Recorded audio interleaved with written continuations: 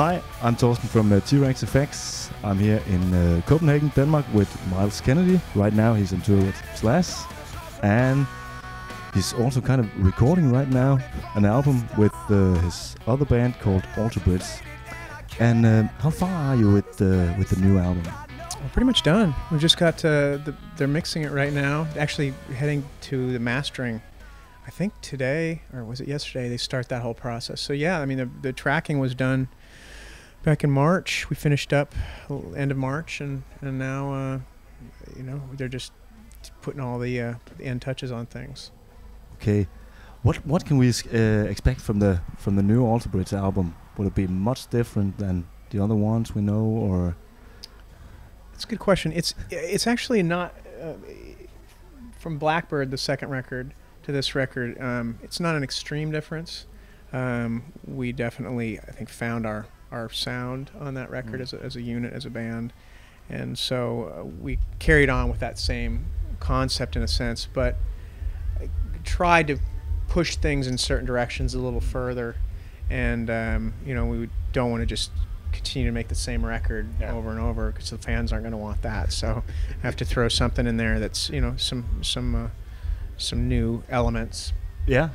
So it turned out we're pretty happy with it. You know, I'm hesitant to sit here and go, oh, it's the greatest record we've done, because, you know, a lot of times bands do that, and it's just like, that's up for the fans to decide. You know, but we're happy. We got 17 songs recorded, and now we just have to decide which ones are going to make the final cut. But we'll probably go ahead and mix them all, and I don't know whether we can't master them all, but, you know, we'll get it to... So something like 11, 12? Yeah, something like that, yeah. How do you write the songs? Is it you and Mark who write the songs, or are you all into that, or arrangement and stuff like that? Yeah, Mark and I write the songs. Mark and I basically are always creating and stockpiling ideas.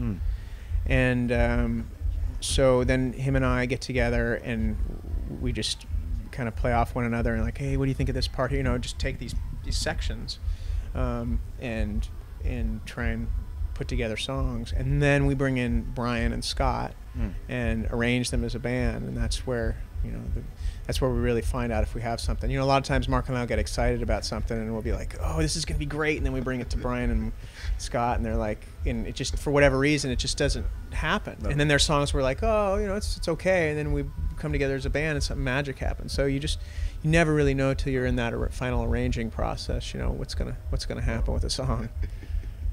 What kind of amps and guitars and pedals are you using on the album? Well, on this record, I actually used pretty much my live rig. Okay. Yeah, I mean, a lot of times you go in and you're like, oh, I want to use, you know, this vintage gear and whatnot. And for this one, it was just my PRS 245 for 90% of the record, with going into my Diesel Herbert, and then my Mesa Boogie Mark IV. Yeah.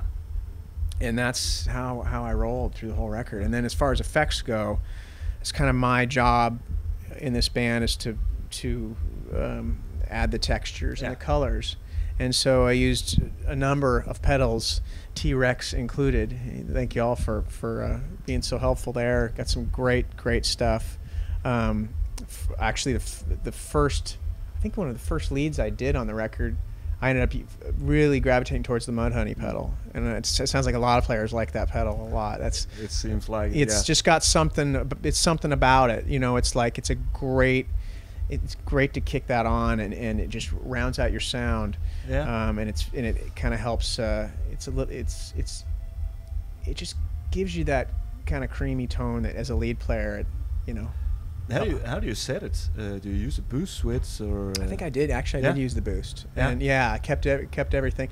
You know, I have the way I set it, and then when I'd get in there, sometimes Elvis, our producer, he'd kind of tweak some things as well for what he needed to hear. You know, so yeah, it's funny. Sometimes I'd hand it over, and he, you know, hook everything. He's correcting the guitarist's sound, or Elvis is very hands-on. Yeah. He's the most hands-on producer guitar-wise that I have ever worked with, and I've been working with him off and on now for 10 years, so I kind of know. I know when I go in this room, I trust him so much in that respect, because he's so good at getting guitar tones. So it's like, all right, if you want to you know, turn that knob that far, I'll go with you because I know in the end it's going to sound good. So.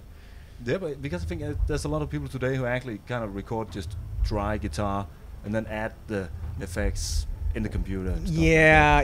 You know what? I've learned my lesson there, and I don't like to do that. Elvis doesn't do that, fortunately. No. He's like, no, just put it in line, man. And I was like, yes, because first record I ever did for a major label way back in the day, that's how we did it. We were like, oh, we're going to wait until the mixing, and then they're going to add the effects. I'm like, are you sure? And then we got in there, and it was like you know, there were a lot of sounds that I couldn't capture just because we should have put it in line.